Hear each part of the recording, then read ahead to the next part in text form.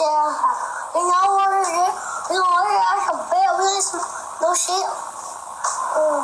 No shit. Let him hit. Like, 1 minute.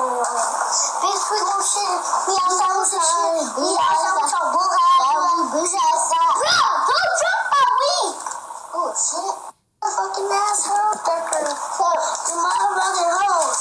Nigga, we act damn nose. Don't act like a soul. Hold on, bro. I like bows. I act like soul. I act like soul. Let me get we blown in. Shit.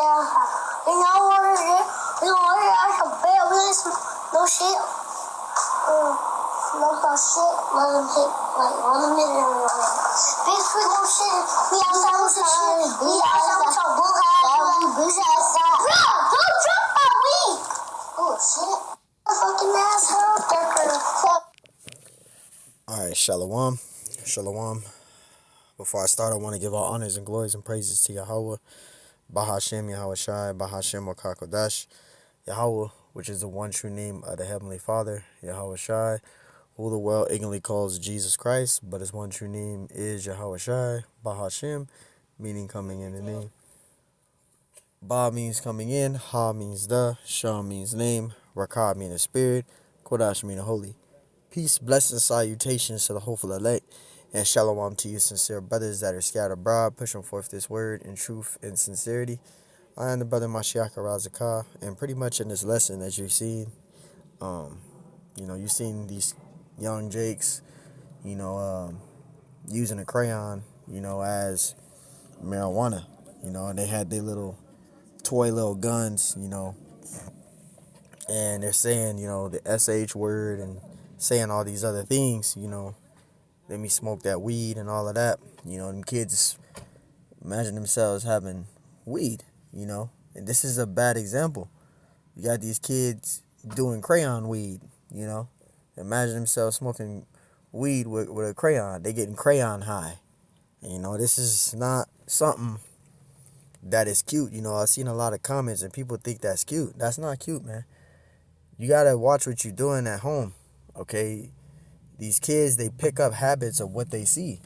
And this is the mindset of 2/3 of our people, is what they're doing around their kids. And their kids are picking up their ways and their habits because they think that that's the way to be, because that's what they see.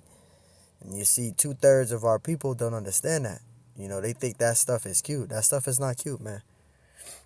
This is a very disturbance, being seen on social media.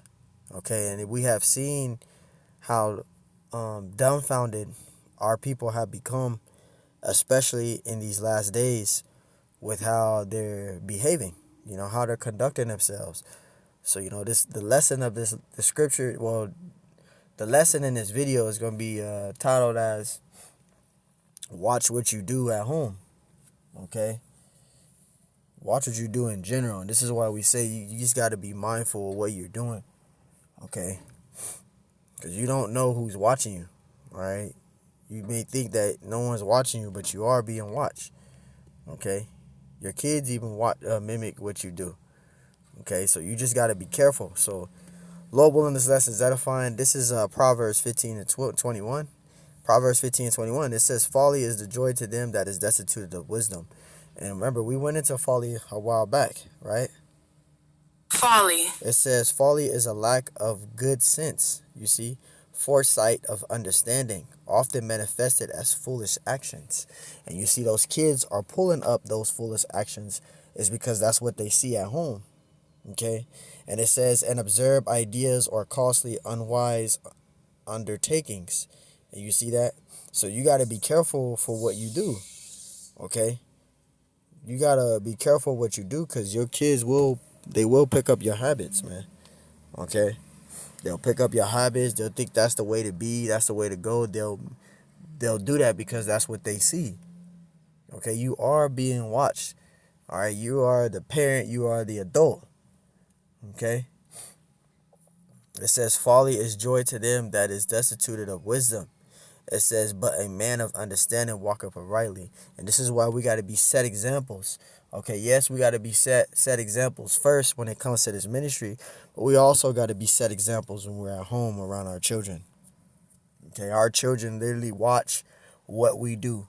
However you behave is how your child is going to follow after. Well, my mom and dad do that, so that's how I'm going to be.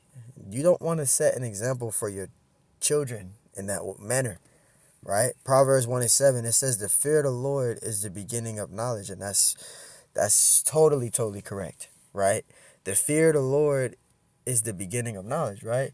Because if you fear the Lord, you're not going to do things that's opposite to the gospel, right? You're going to follow everything that's 100% according to the scriptures to the best of your ability, right? It's because you fear the Lord and you know the end result and punishment of you know of that wisdom, not applying yourself with that wisdom, right? And it says, but fools despise wisdom and instructions. And those are the scorners, the scornful, right? The forward thought and forward mouth people, the impenitent mind, right? Which that word impenitent means no regrets or no shame. Our people have an impenitent spirit on them. Okay, they don't have no shame of what they're doing. And it's getting so bad now that the children are picking up the habits. This is Hosea 4:6. It says, my people are destroyed for lack of knowledge, because thou hast rejected knowledge. I will also reject thee, that thou shalt be no priest to me.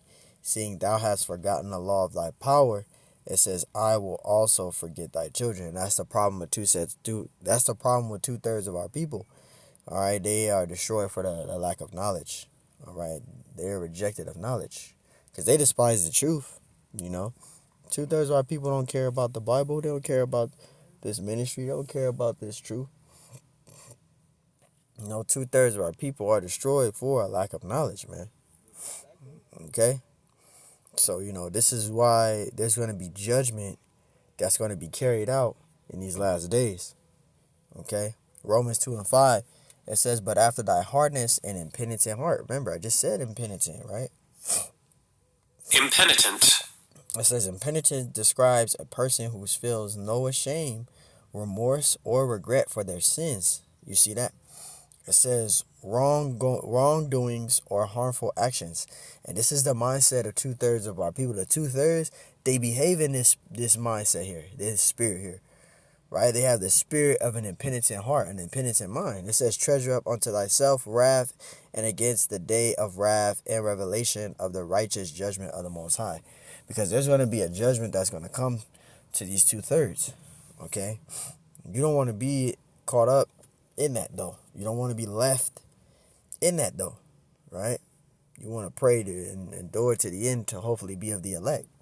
Right? Isaiah 65:2, it says, I have spread out my hands all the day unto a rebellious people. And the rebellious people, that's referring to you Israelites, you so-called Negroes, Hispanics, and Native American Indian. It says rebellious describes a person, group, or an action of defies, resistance, or disobedience, authority, rules, or conventional standards. And you see that? So there you go, man. That's what rebellious mean. And our people are rebellious. It says, which walketh in a way that's not good after their own thoughts. They have their own thoughts and own opinions of things, right? Which is not of the Lord, man. Okay? You have your own thoughts. You believe you have your own free will. Knowing in the scriptures you don't have those things. Okay? There's a particular order that's already set up, and you have to follow that order. All right? Whether you like it or not. This is Sirach 3:24. It says, for many are deceived by their own vain opinion. And that's our people. They're deceived by their own vain opinion. They have their own thoughts. They believe in their own way. Can't nobody tell them nothing. They believe whatever they want to believe. They do what they do. They set a bad example. And that's a bad example there. Now that is something to do a lesson on. What I just did a video on. That's something to do a lesson on. Okay? This is how destroyed our people have become. And it says, for many are deceived by their own vain opinion, and an evil suspicion have overthrown their judgment. So there you go, man. Our people are destroyed for a lack of knowledge. Okay? Deuteronomy 32:5, and it says, they have corrupted themselves. Our people, right? They have corrupted themselves. Their spot is not the spot of his children. You see that? They are perverse and crooked generation. They are a perverse and crooked generation. right? Our people are a perverse and crooked generation, right? Our people became westernized. Our people have followed the ways of the heathen, and they still believe in that. They still believe in the way of the heathen. You see? This is Revelation 18:3, right? It says, "For all nations have drunken of the wine of the wrath of her fornication." Right? Now, this here applies to the heathen nations. Yes, this Revelation 18:3 does apply to the heathen nations, right? This applied to the heathen nations, but 2/3 of our people is also in this, though. Okay? They also are drunken of the wine, which the drunken of the wine is the philosophies, the politics, and the false religions. Our people is also embedded. 2/3 of our people is also embedded in this. It says, "For all nations have drunken of the wine of the wrath of her fornication." You see that? Drunken of that wine of her fornication. That fornication is the politics, the philosophies, and the false religions. Okay, that? The philosophies, the false religions, and the politics. Alright? It says, "And the kings of the earth have committed fornication with her," right? This is referring to the heathen nations, but also our people is also drunken of the wine, right? And it says, "And the merchants of the earth are waxed rich through the abundance of her delicacies," right? Because they live richly off her delicacies, okay?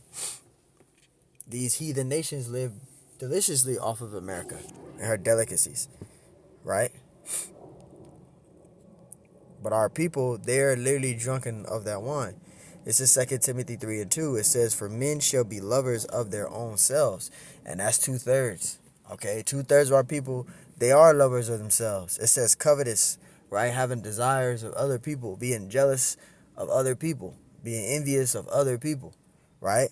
And it says, because covetous means desires of somebody else's belongings, of what they've earned, right? Boasters, proud, blasphemers, right? Disobedient of parents, unthankful, unholy. It says, without natural affection, truce breakers, false accusers, incontinent, fierce, right? Disperse of those that are good, traitors, high-minded, lovers of pleasures more than the Most High. And that's 2/3. That's the mindset of 2/3 of our people. Okay, and the traits and the behaviors that you guys are having, your kids are beginning to mimic and follow that. That's a bad thing. That's not good, right? Romans 11:7, "According as it is written, the Most High have given them the spirit of slumber." And that's what our people have. 2/3 of our people have the spirit of slumber. Slumber. It says slumber refers to a light, peaceful sleep, or a state of inactivity or dormancy. You see that? Sleep. Now, that's not talking about physical sleep there. That's talking about spiritual sleep. So they're up physically. You know, you see these people, 2/3 of our people, the so-called Negroes and Spanish American Indians, Native American Indians, walking around on the earth. They're woke. You know, they go get something to drink. They go to work. They go here. They go there. You see them up physically, but spiritually they are asleep. Okay, they have a spirit of slumber. Right? It says eyes that they should not see and ears that they should not hear unto this day. So that's a mindset of our people. Okay, 2/3 of our people have the spirit of slumber. Right? They have that spirit. Okay? So, man, go back to this video. You see these kids here? They're picking up habits of their parents. Okay? Or their relatives or people that they look up to that's around them. They see how they behave. So now they carry that trait and do it because that's what they see. This is a bad example to show children, okay? You got to watch what you're doing at home. You got to watch what you're doing at home. Yes, we definitely got to watch what we're doing when it comes to this ministry on camera and off camera and all of that, but mainly at home, man. You got to be a set example for your children, man, okay?